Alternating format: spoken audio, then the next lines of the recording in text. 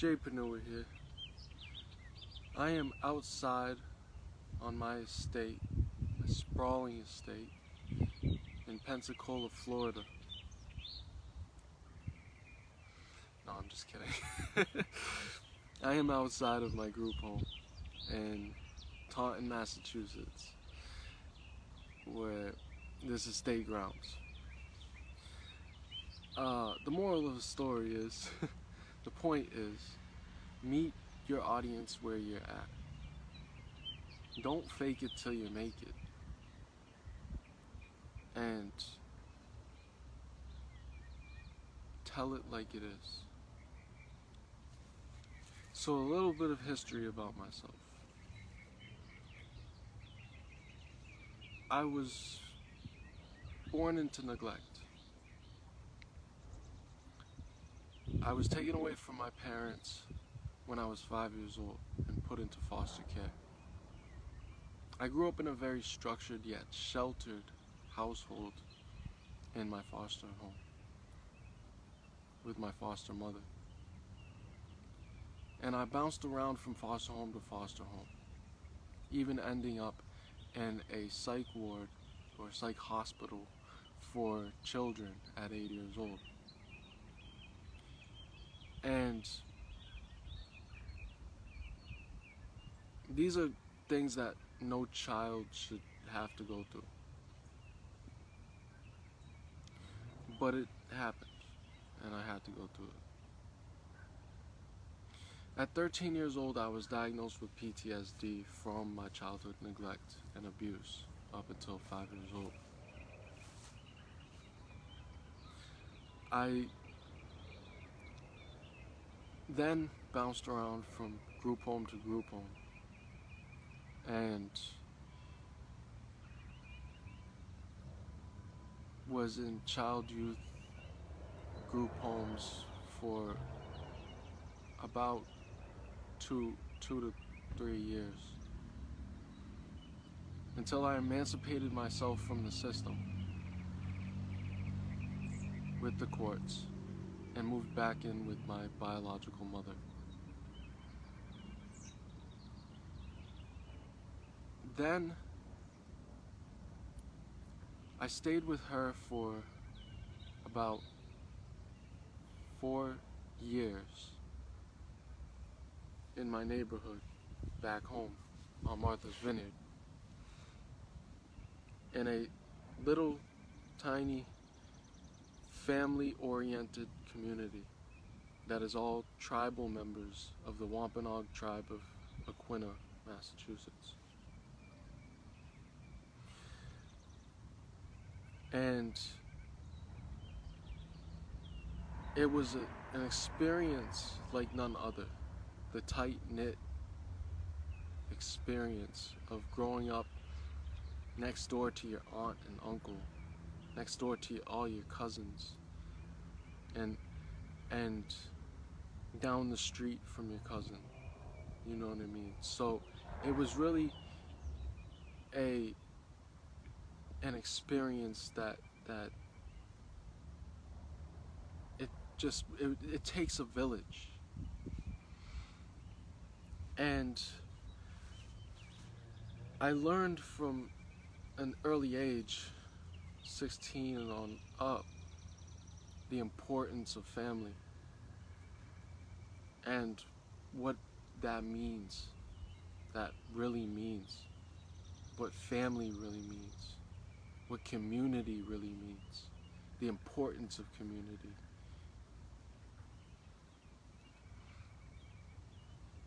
Then I moved off the island of Martha's Vineyard to Cape Cod, Massachusetts, in with my cousin. I went to college, and I didn't pass my first semester. In fact, I got kicked out of college because we didn't pay the tuition fee on time.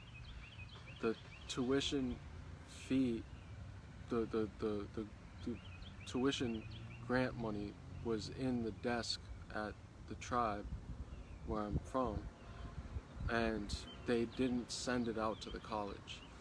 So the college kicked me out. And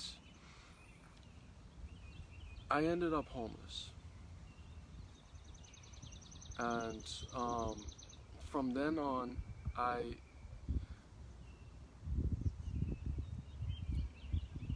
moved back home and started living back on the tribal grounds, where I was living with an autistic woman who was my aunt, and helping her out with menial tasks and just looking after her and stuff like that. And that was really the precursor to what would happen later on in my life, where I went on to a trade school and got my CNA, my certified nursing aide. Then I went on to start working in facilities with helping out the elderly and working with people in home health aid. And that was an experience all in of itself, because I love to give back, and I love to be of service to others, and that is my passion. And after that, I moved to Maine for the trade school, and it was Job Corps. And I ended up becoming homeless after I graduated. But I moved back from Maine to Massachusetts, and I then went on to go back to college for the third time. I went back to college, and ended up becoming homeless for the third time. Well, this would be the fourth time. After my first semester, I failed my first semester, quit college completely, and this time I had gone for nursing, but I quit college completely and said never again.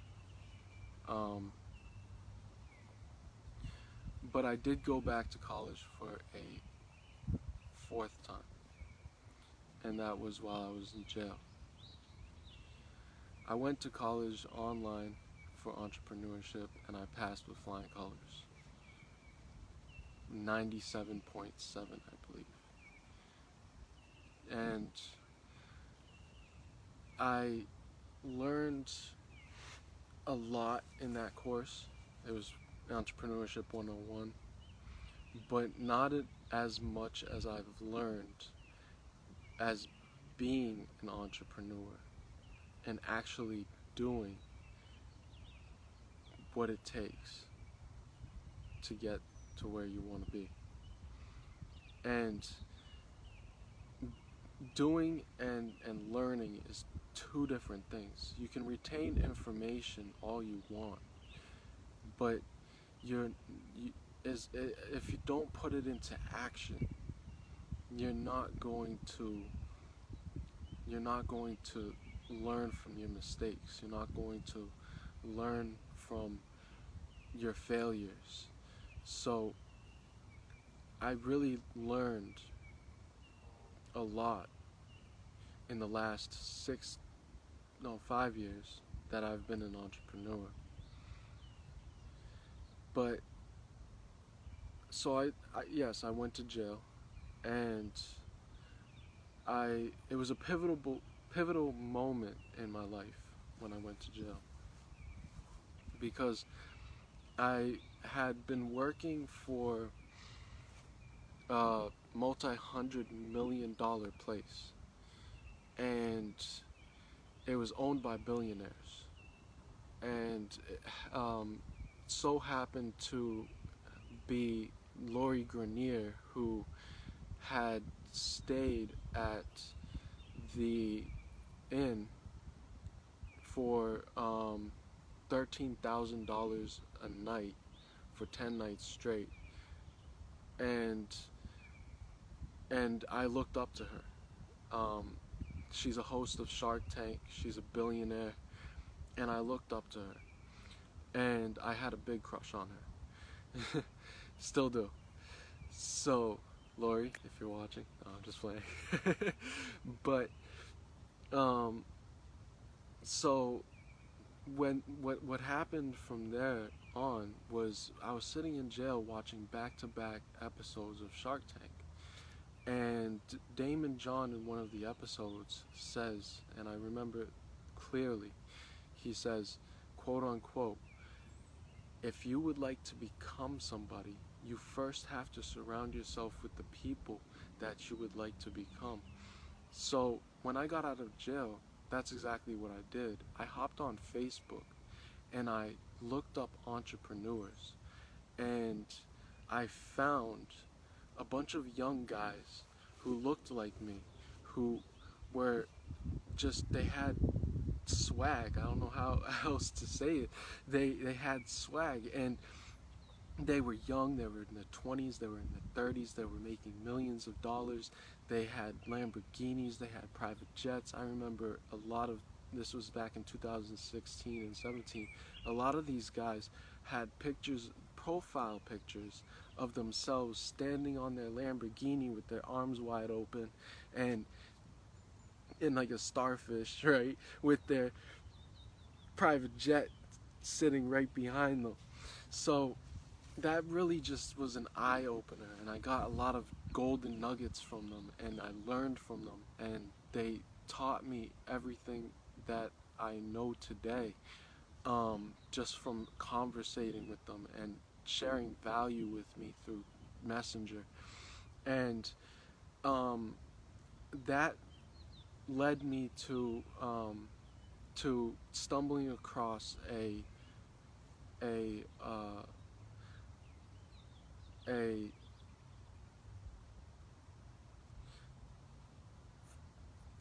wow, stumbling across a what was it called? It was called FireFan, but it was a global sports app, and um, it was going viral in pre-launch by word of mouth, and it went on to become the world's #1 trending.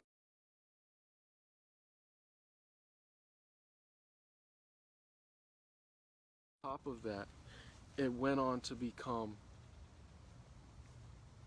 the world's first interactive app, where you can play with celebrities, superstars, pro athletes, and Hall of Famers alike. You can chat with them in the chats, and you can uh, even trash talk with them and play against them and compete with them.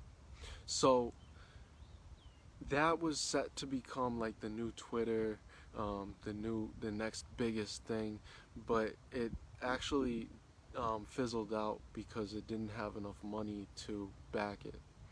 But around the same time, at the same time, I got involved in something called Team Hustle Mode. It was a training academy that trained network marketers, and we had within our company about about like 6 different companies that were within our company.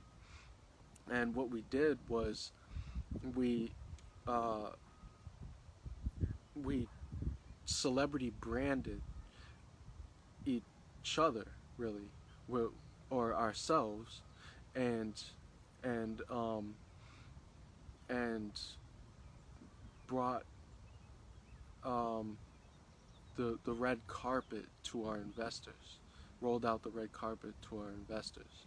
So we had celebrities in our training phone calls every single night. I mean, every single month. I'm sorry.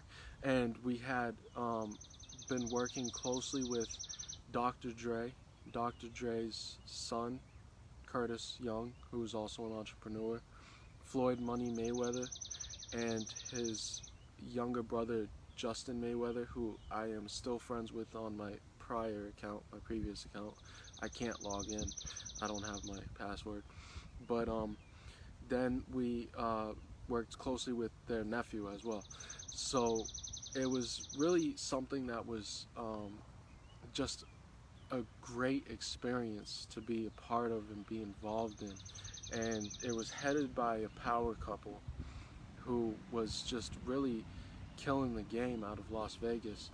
And they have since moved on to another uh, company, and they're doing something with, I think it's like health food formulas, and they're working with the boxing arena, like the boxing industry, the professional boxing industry, and they live in Italy. So they've since gotten married and they're living out their best life. Um, but now I am no longer with those companies, but I'm with Weather Technology and Gorod LES Logistic Ecosystem. And these two companies are projects, future projects, innovative technologies that are the inventions of one man, Denis Tiaglin. And he's a Russian man from uh, Novosibirsk, Siberia. And he has recently relocated to Dubai to um, to establish uh, his call center, his offices there, and um, make that the center of his company, so that he can have everybody come from all over the world and visit the offices and stuff like that, which they do. And um, this is a really phenomenal project. It's really something that is taking the world by storm. It's changing the world. It's going to change the way we see and conduct and generate electricity. It's going to really change the way that we shop and the way that we manage waste, like water and a whole bunch of other things. Um, it's going to bring back the mall, the shopping mall, and it's going to be bigger and more extreme. Um, what we're doing is we have a um, an investment opportunity for anybody to come in on and invest in shares early on in the company while the company is still in its early stages. And we are moving fast. The company is moving very fast. The projects are moving very fast. And they are just taking, they're taking off. And nothing is going to stop this project from completing um, in the next couple of years. We already picked out the building materials for our first skyscraper, which we are going to build in Vietnam in 2023, next year. And um, the skyscraper generates electricity from wind with a wind turbine that goes down the middle of it, and it's just beautiful designs, architectural designs that are that vary from architect to architect. And the thing about that is we are really just taking off, and when we grow at a rapid rate and we start growing more and more, our share prices are going to rise. So the best time to invest right now is right now. And as early as you can get in on the project, that is the better, because the more shares and the more profit you're going to make. Um, you can make 10, you can get 10 million shares out of this company, and that's 1 crore shares. And if you get 10 million shares, you can become a billionaire. Nothing is stopping you from becoming a billionaire within this company. Um, and you can do that very quickly, very easily by 2025, by 2020.